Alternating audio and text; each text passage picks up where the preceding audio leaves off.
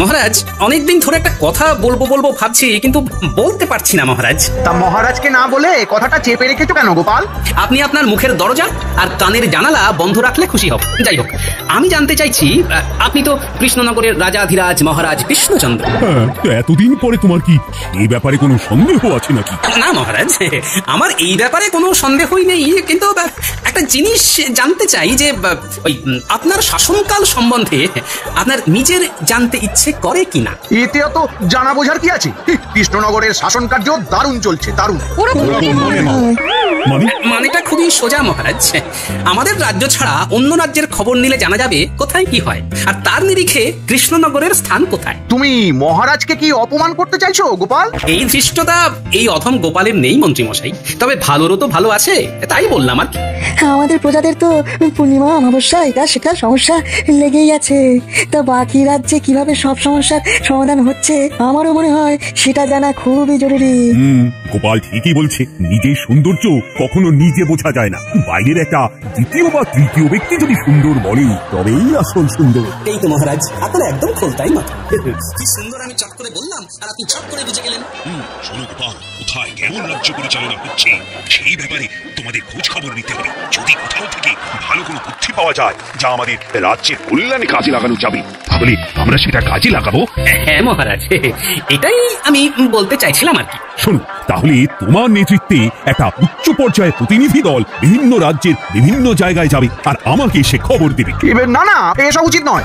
এত তুলনা করে সময় নষ্ট করার কোনো মানেই হয় না। তুমি শুধু নামেই মন্ত্রী হয়েছ। শোনো, রাজ্য পরিচালনা করা একটা শিল্প, বুঝলে গোপাল?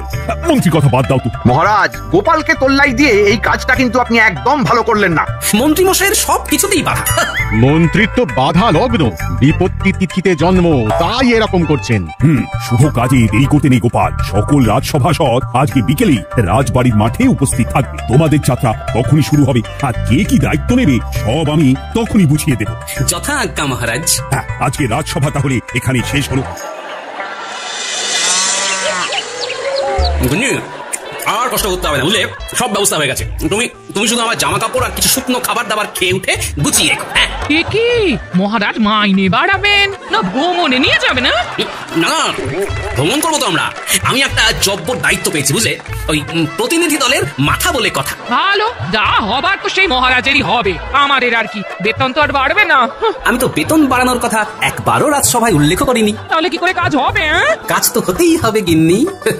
সকালে রাজসভায় যেটা করেছি সেটা হলো পূর্ব রাগ, এরপরে বিকেল থেকে শুরু হবে অনুরাগ, তারপরে হবে ভীষণ রাগ, আর এই রাগের আগুনে জল ঢালতেই মহারাজ বেতন বাড়িয়ে দেবেন। তুমি কি সাংঘাতিক কথা বলো, আমি তার মাথা মুন্ডু কিছুই বুঝতে পারি না। এখন কিচ্ছু বুঝতে হবে না গিন্নি, আগে মহারাজের প্রতিনিধি হয়ে ঘুরে দাঁড়ানোর মজাটা আচ্ছা করে নেব, তারপর ধীরে ধীরে আসল কাজ সারবো। ভালো।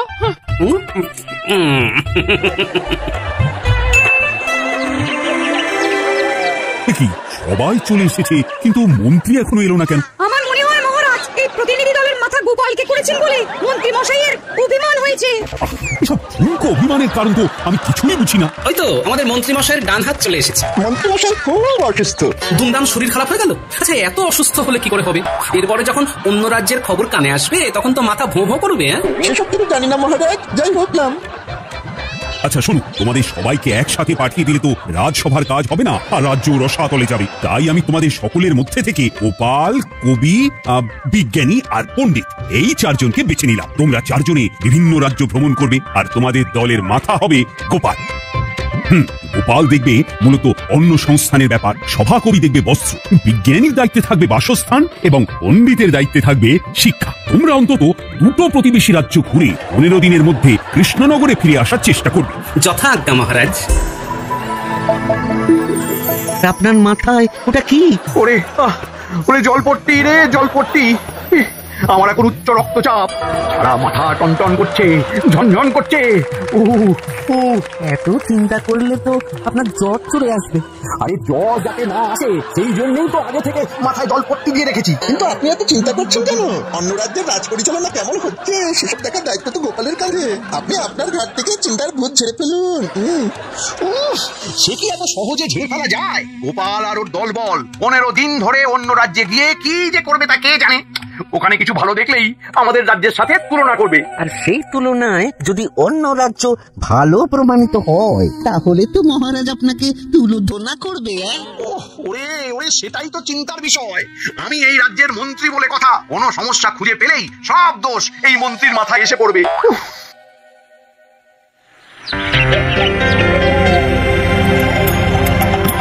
আরে আরে, কৃষ্ণনগরের সভাসদগঞ্জে সবাই আসেনি খাম্বাজরাজ, শুধু আমরা 4 জন মাত্র। আমি সভাকবি, বিজ্ঞানী আর পণ্ডিত। তা বিনা নিমন্ত্রণে হঠাৎ করে হাজির, কোনো কারণ আছে বুঝি? এ কেমন কথা মন্ত্রী? ওনারা আমাদের অতিথি, অতিথিদের সাথে কেউ এইরকম আচার আচরণ করে? ভুল হয়ে গেছে মহারাজ, আপনারা এত দূর থেকে এসেছেন, আসুন আপনারা অতিথিশালায় এসে বসুন, আমি আপনাদের খাওয়া দাওয়া আর বিশ্রামের বন্দোবস্ত করছি। কি গোপাল, দুপুরে আমাদের খাওয়া তো কখন হয়ে গেছে, কিন্তু তুমি এখনো খাচ্ছ? আর বলো না বিজ্ঞানী, পোলাওয়ের সাথে মাংসের ঝোলটা যা বানিয়েছে না, আমি লোভ সামলাতে পারিনি, তাই খাম্বাজরাজের রাধুনির কাছ থেকে একটু চেয়ে আনলাম আর কি। বিকেলে তো আবার মুড়ি তেলে ভাজা খেতে দেবে বললো। সেটাও হজম করে নেব। খাচ্ছে গোপাল, যাচ্ছে গোপাল, বাড়ছে তাহলে ভুঁড়ি, এখনো খাচ্ছে মাংস পোলাও, বিকেলে খাবে মুড়ি। গোপাল, তোমাদের যত্ন আত্মীর কোনো ত্রুটি হয়নি তো? না না খাম্বাজরাজ, কি যে বলেন। যাই হোক, আসার পর থেকে আপনার সাথে অনেক কথাই হয়েছে, কিন্তু জরুরি কথাটাই হয়নি। হ্যাঁ বলো গোপাল। আমার মনে হয় ওই আলোচনাটা একটু বাইরে হাঁটতে হাঁটতে করলে ভালো হয়। এত খাওয়া দাওয়া হচ্ছে, খাবারটাও হজম হয়ে যাবে আর কি। তাহলে তাই চলো, এই তোমরাও সবাই এসো। যত্র হটন্তি তত্র ভুঁড়ি কমন্তি। আমরা আসলে ওই মহারাজ কৃষ্ণচন্দ্রের প্রতিনিধি হিসেবে এখন বেশ কিছু রাজ্য ভ্রমণে বেরিয়েছি। বাহ, বেশ ভালো। মাঝে মাঝে এরকম ঘুরতে যাওয়া শরীর আর মনের জন্য খুবই ভালো। মহারাজের জয় হোক। মহারাজ, এই নিন আপনার দুপুরের শরবত, আপনি তো না খেয়েই বেরিয়ে পড়েছেন। কই দেখি দেখি। বাহ, বেশ মিষ্টি আছে, এই নিন। কি গোপাল, তুমি আমার শরবত খেয়ে নিলে কেন? পুরোটা খাইনি তো খাম্বাজরাজ, শুধু দেখে নিলাম মিষ্টি না টক। গোপাল, তুমি কিন্তু খুব দুষ্ট হয়েছো। কোনো ব্যাপার না, আমি আবার শরবত করে আনছি। থাক, আর লাগবে না। তাহলে আমি বাকিটাও খেয়ে নিচ্ছি। ভালোই হলো, জলের দরে ফলের রস, মানে বিনামূল্যেই হয়ে গেল। ওসব বাজে কথা রেখে যেটা বলতে চাইছিলে সেটা বলো। গোপালের শুধু বাজে বকিতং বকিতং। আমরা 4 জন আপনার রাজ্যের 4টে বিষয় সম্পর্কে জানতে এসেছি।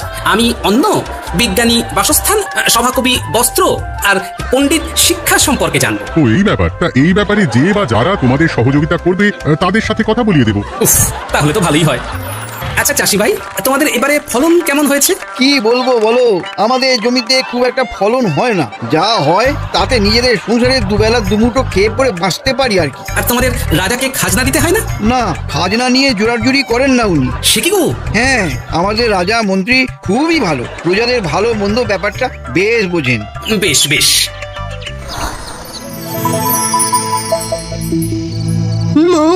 তোমরা কত শাড়ি বুনছো গো? শাড়ির তেমন বিক্রি নেই গো, আগে তো লোকজন খেয়ে পরে বাঁচবে। তাহলে কি করো তোমরা? সংসার কি করে চলে?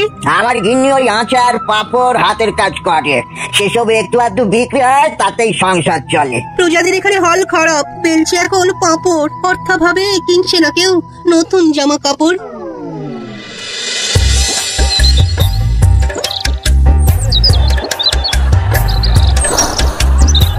আচ্ছা, সেই জন্য খাম্বাজ রাজ্যে নতুন বাড়ি ঘর হচ্ছে না, বুঝেছি। বেশ বেশ, আমি চলি গো।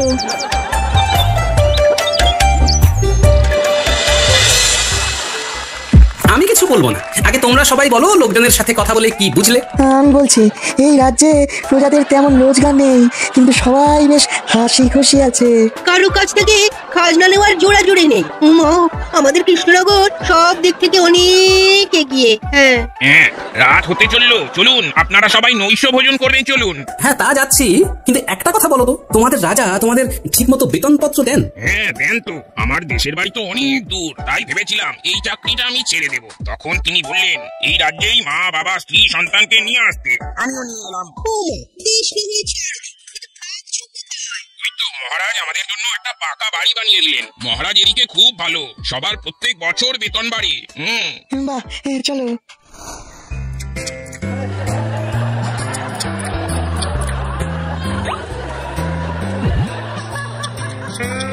কি গোপাল, তুমি আবার আমার পাক থেকে রসগোল্লা তুলে নিলে কেন? একটু দেখলাম রসগোল্লাটা মিষ্টি নাটক। এই কি আছো, গোপালকে ভরপেট খাওয়াও।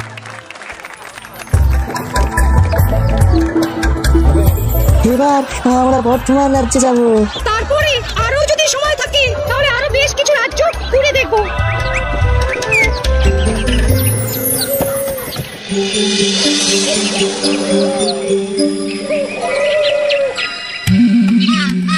কি মন্ত্রী, এতদিন হয়ে গেল এখনো আমার পাঠানো প্রতিনিধি দলের কেউ তো এলো না। দলের মাথা যদি গোপালকে করেন তাহলে তো আপনার কপাল খারাপ হবেই। আপনি তাই চিন্তা ভাবনা ছেড়ে দিয়ে রাজসভায় চলুন মহারাজ।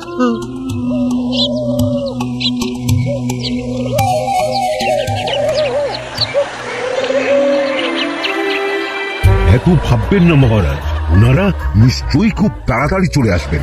এই তো মহারাজ চলে এসেছি। আর অপেক্ষা করতে হবে না মহারাজ, আমাদের রাজ্য ভ্রমণ সম্পূর্ণ। হ্যাঁ, তা তোমরা সবাই কেমন কি দেখলে শুনলে সেটা বলো। মহারাজ, রাজস্ব আদায়ের দিক থেকে সব রাজ্যের থেকে এগিয়ে কৃষ্ণনগর। সে তো ভালো কথা, তার মানে আমাদের রাজ্য প্রগতির দিকে আছে। কিন্তু মহারাজ, আয় কম হওয়া সত্ত্বেও অন্যান্য রাজ্য যখন রাজকর্মচারীদের বেতনের সঙ্গে মোটা ভাতা দিচ্ছে, তখন কৃষ্ণচন্দ্রের সভাসদরা ঘটি ঠুকবে কেন? কাজ না করে খালি বেতন বেতন করলে চলবে? অন্য রাজ্যে রোজগার কম, সভাসদের বেতন বেশি, আমাদের এখানে কম বেতনেই থাকতে হবে খুশি। আমার আর আজকে কিছু ভালো লাগছে না। যা কথা হবে আগামীকাল। তোমরা যে যার বাড়ি চলে যাও, আগামীকাল এই নিয়ে কথা হবে। মহারাজ, আজকে কিন্তু একটা হেস্তনেস্ত করতেই হবে, আমি বলবো না। মহারাজ, খাম্বাজ রাজ্যে, বর্ধমান রাজ্যে আমাদের মতন শিক্ষার সুব্যবস্থা নেই। থাকলেও পাঠশালায় ছেলে পুলে আসে না। আমার যদি বেতন না বাড়ে তাহলে আমি কি করে পড়ানোর অনুপ্রেরণা পাবো? ওমা, এক অবস্থা তাঁত শিল্পে মহারাজ।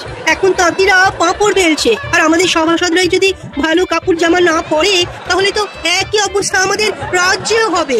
আইনটা বাড়ান না। হ্যাঁ মহারাজ, ওরা সবাই সত্যি বলছেন। আর কতদিন পুরানো বেতনে কাজ করব? বাজারের পচা শাক সবজি আর মাছ খেয়ে থাকবো নাকি? সেসব খেয়ে রোগ হলে আবার পাচনের খরচ। আচ্ছা দেখছি। অমন্ত্রী, আমাদের কোষাগারের কি অবস্থা? মহারাজ, কোষাগারের যা অবস্থা তাতে বেতন বাড়াতে গেলে প্রজা কল্যাণমূলক কাজ সব বন্ধ হয়ে যাবে মহারাজ। ও বাবা, তাহলে তো বেতন বাড়ানো যাবে না। রাখুন তো মন্ত্রীর কথা। একদম বাজে কথা বলবে না গোপাল। মহারাজ এক কথার মানুষ, আর তাই বেতন বাড়বে না যখন একবার বলে দিয়েছেন তখন আর বাড়বেন না। আমরাও তাহলে ছাড়বো না। হ্যাঁ, আমরা রাজবাড়ির দরজার সামনে সবাই ধন্যায় বসবো, আমরণ অনশন করবো। হ্যাঁ, সকল রাজ্যবাসী জানুক আমাদের মহারাজ কতটা নির্দয়, আর তারপরে সবার সামনে মহারাজের নাক কাটা যাবে। চলুন সবাই ধন্যায় বসি।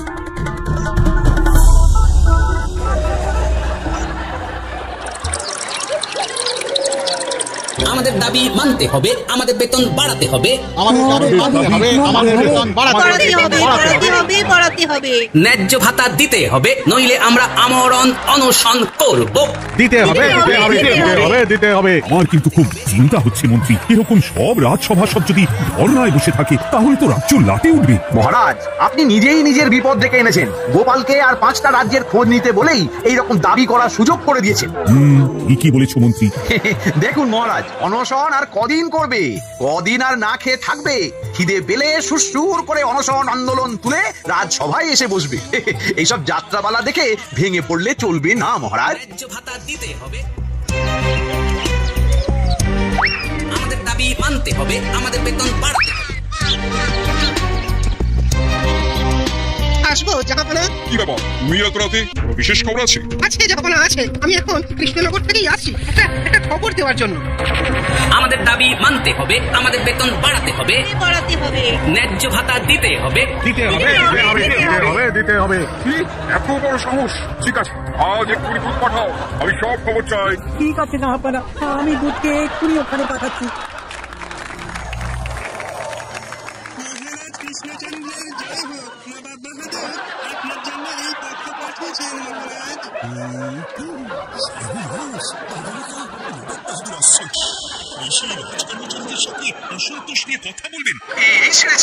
তাহলে তো সারে সর্বনাশ মহারাজ। তাহলে কিছু তো বুদ্ধি দাও, কিভাবে নবাবের হাত থেকে রেহাই পাবো?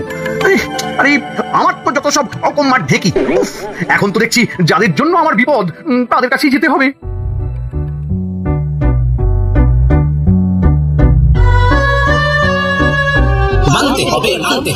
ও গোপাল, তোমাদের এই ধর্ণা আন্দোলন বন্ধ করো। এই খবর নবাবের কাছে চলে গেছে। তুমি আগামীকাল সশরীরে এসে যদি এসব দেখেন, তাহলে আপনার গদি নড়ে যাবে, তাই তো? কিন্তু আমরা আমাদের আন্দোলন চালাবো, দাবি না মেটা অবধি চলছে চলবে। না না না, এরকম করো না। কিছু একটা উপায় তো বলো, নইলে আমার গদি ডুবে গেলে তো নবাবও যে তোমাদের মোটা বেতন দেবেন তার কোনো ভরসা নেই। ঠিক আছে, এত করে যখন বলছেন তখন আমার একটা উপায় আছে। কি উপায়?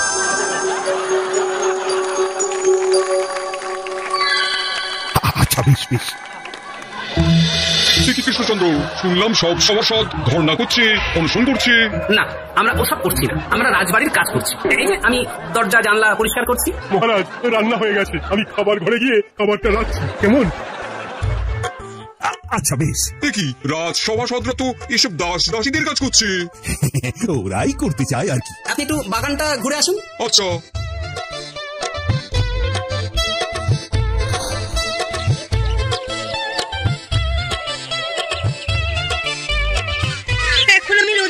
দিচ্ছি গাছে জল, কদিন পরে আসবে গাছে মিষ্টি মিষ্টি ফল। কি কাণ্ড! জাহাপনা, কোনো কাজই ছোট নয়। বেতন বা ভাতা উপযুক্ত হারে না পেয়ে আমরা বাধ্য হয়ে এমন এমন কাজ করছি, এতে রোজগারটা চাই একটু বাড়ে। এইভাবে সভাসদদের যদি কাজ করে খেতে হয় তবে রাজ্যের কাজ হবে কি করে? আমি আজকে থেকেই রাজ্যের জন্য অনুদান পাঠানো বন্ধ করে দেবো। তাতেও যদি কাজ না হয় আমি তোমাকে এই রাজ্য থেকে অপসারিত করবো। বাবা, এরকম করবেন না জাহাপানা। তাহলে আজকে থেকে এই সবার বেতন বাড়াও, আর যাদের যা কাজ তাদের তা করাও।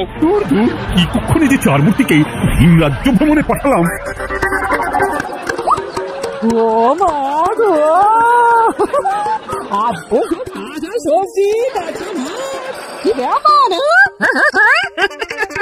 সবই কায়দা করে ফায়দা।